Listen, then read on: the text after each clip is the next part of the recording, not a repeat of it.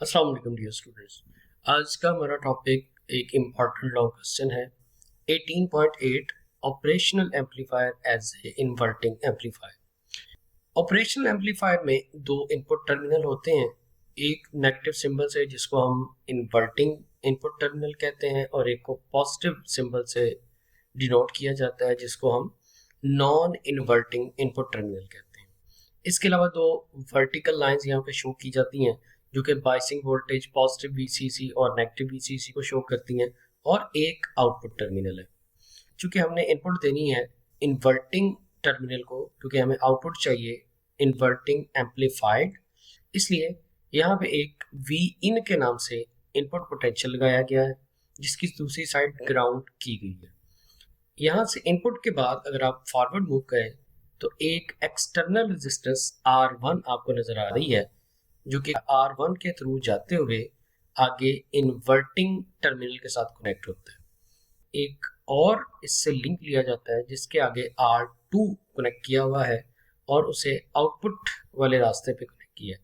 ये basically feedback resistance के तौर पे काम कर रही है R2, यानी फॉरवर्ड एंड पे या आउटपुट एंड पे जो एक्स्ट्रा सिग्नल या एक्स्ट्रा आपके पास आउटपुट है उसको वापस फीडबैक के तौर पे इनपुट पे ले लिया जाता है ताकि एक पर्टिकुलर रेंज के अंदर ही आउटपुट वोल्टेज रहे। स्टूडेंट्स याद रखिएगा, यहाँ पे जो पॉजिटिव यानी नॉन इन्वर्टिंग टर्मिनल है इसको ग्राउंड किया गया है। जब भी मैं वर्ड यूज करता हूँ ग्राउंड करना, इसका मतलब है उसका पोटेंशियल जीरो कर दिया गया है। हमने लास्ट टॉपिक में पढ़ा था characteristic of the operational amplifier में कि इनपुट रेजिस्टेंस बहुत हाई होती है कि कोई भी करंट पॉजिटिव से नेगेटिव या नेगेटिव से पॉजिटिव यानी इन्वर्टिंग से नॉन इन्वर्टिंग और नॉन इन्वर्टिंग से इन्वर्टिंग साइड पे मूव ना कर सके। अलबत्ता ये यहाँ पे ज़रूर याद रखना है कि जो पोटेंशियल पॉजिटिव पे है वही पोटेंशियल नेगेटिव पे है। तो पॉजिटिव इस वक्त जीरो पोटेंशियल पे है तो नेगेटिव भी जीरो पोटेंशियल पे हो जाएगा। तो हम कह सकेंगे जैसे V positive minus V negative approximate क्या हो जाएगा, जीरो। लिहाजा हम कह सकते हैं पॉजिटिव और नेगेटिव दोनों आपस में क्या हो जाएंगे, इक्वल, सेम। अब हम कैलकुलेट करेंगे करंट थ्रू R1 और करंट थ्रू R2। पहले अगर देखा जाए करंट थ्रू R1 तो करंट फाइंड करने के लिए हम यूज करते हैं Ohm's law, I is equal to V over R1। क्योंकि यहाँ एक पोटेंशियल नहीं है, अगर R1 की दोनों लेग्स लेफ्ट और राइट देखें तो R1 की लेफ्ट साइड पे V इन है और R1 की राइट साइड की तरफ जाएं तो V नेगेटिव है, यानी इन्वर्टिंग टर्मिनल का पोटेंशियल। तो इन दोनों को आपस में करेंगे माइनस, तो I1 is equal to V in minus V negative divided by R1। अभी हमने सीखा कि वी नेगेटिव वर्चुअली ग्राउंड है यानी अप्रॉक्सीमेट जीरो पोटेंशियल पे है, लिहाजा वी नेगेटिव की जगह पे वैल्यू क्या आ गई हमारे पास, जीरो।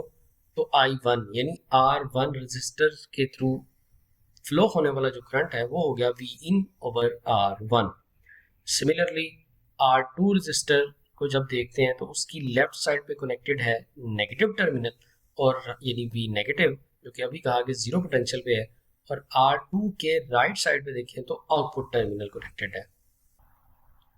तो इसी तरह से अगर R2 के करंट को देखें हम तो current through resistance R2 is I2 is equal to V negative minus V output, और V नेगेटिव चूंकि जीरो है लिहाजा आंसर हमारे पास जो रिमेनिंग है that is minus V naught over I2। यहाँ तक हमने करंट I1 और करंट I2 फाइंड कर लिया।